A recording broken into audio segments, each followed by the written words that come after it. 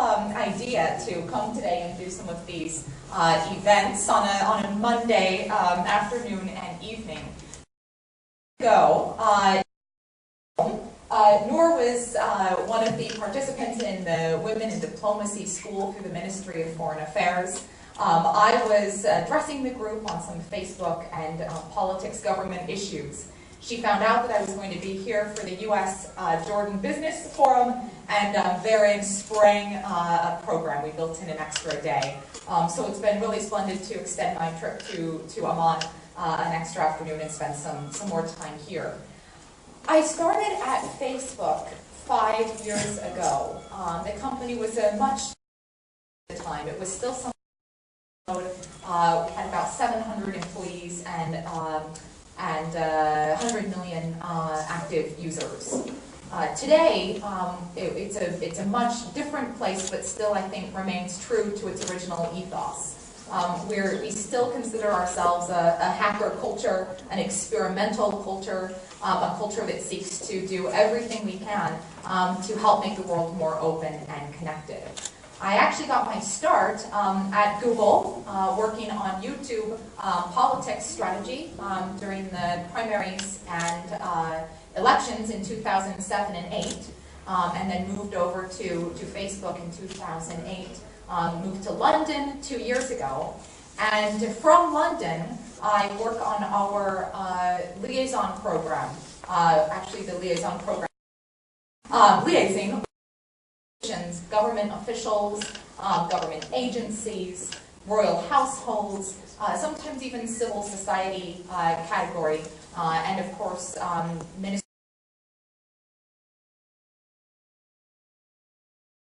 speaking. The author of a wonderful book, Master and His Emissary, Ian McGilchrist, argues that throughout different periods in civilization, we go through phases where our right brain or our left brain dominates in societies. And this changes and shifts over time and in different places geographically, because it's the first time when the been quite this connected, and we're seeing so many similarities in these phases.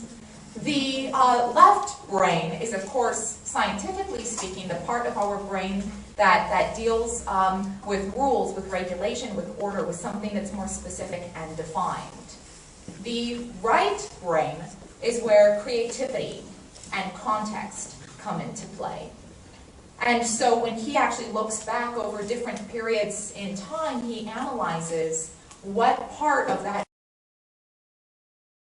I mentioned the Jordan-U.S. Business Forum, so how could I say all of this without actually a direct quote from King Abdullah, who addressed the group, and actually said people want to be more connected in government.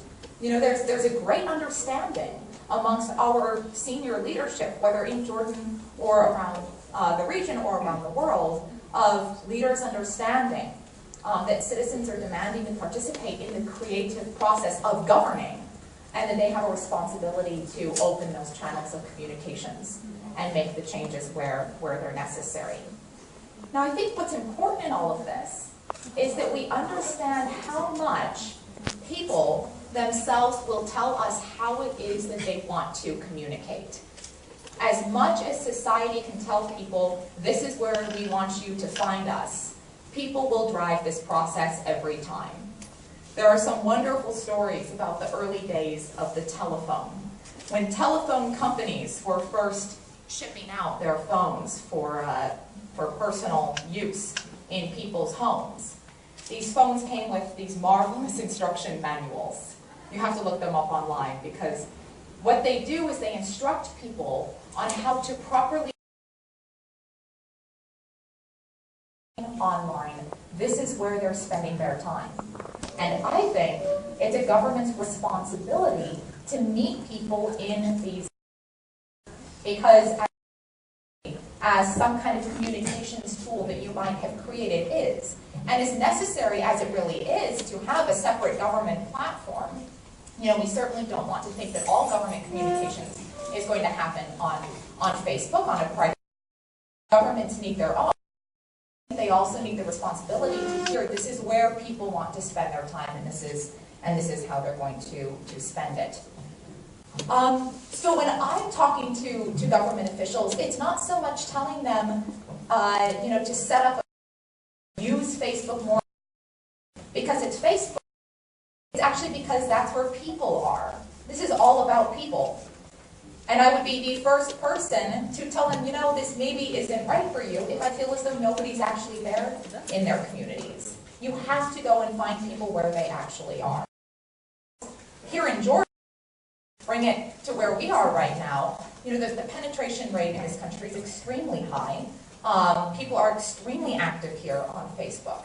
So, in this particular context, we actually see that communicating online is but just an overview of the numbers, 82% of our total active users actually come from outside the United States of America. And this is really profound, because when you're looking at the whole of where activities are coming from, global platforms, globally charged citizens. Of course, more than 70 languages. And if Facebook were a country, Facebook would be the third largest country in the world by population. That is difficult sometimes to get our heads around, because the number is just so massive. But let's try to sort through what that means for the political and government and public sector world. This is the question I ask my constituents. Whether I'm sitting down with senators or elected officials or kings or princes or whomever, I'm sitting down and I'm asking them, are you ready? Are you actually ready for this? Because I think what the sometimes when we're looking at this space is we somehow think, well, but people are there already and they're talking about things. So we can just let them do their thing and we don't actually have to be there as the government. But actually the question, the number of governments is completely overwhelmed by any event that happens, because people start having conversations immediately after any event, whether it's an election or an earthquake, they're having those conversations online.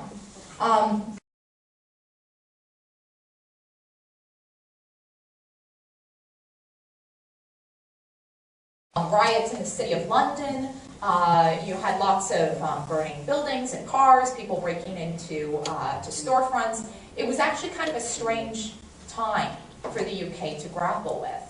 And what's so interesting is to look at police force pages in the UK at the time.